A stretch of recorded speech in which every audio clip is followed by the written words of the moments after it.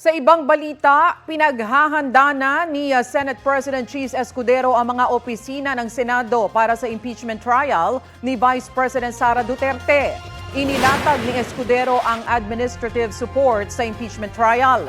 Magsisilbing clerk of court ang Senate Secretary. Tatayo bilang deputy clerks ang Senate Legal Counsel na mandatong mag-draft ng mga legal na dokumento gaya ng sabina. Ang Senate Sergeant-at-Arms magsisilbi ng summons, subpoenas at iba pang legal processes. Ayon kay Escudero, layo nito na tiyaking maayos ang buong impeachment court. Epektibo ang inianunsyong Senate Admin Support Group hanggang matapos ang impeachment trial.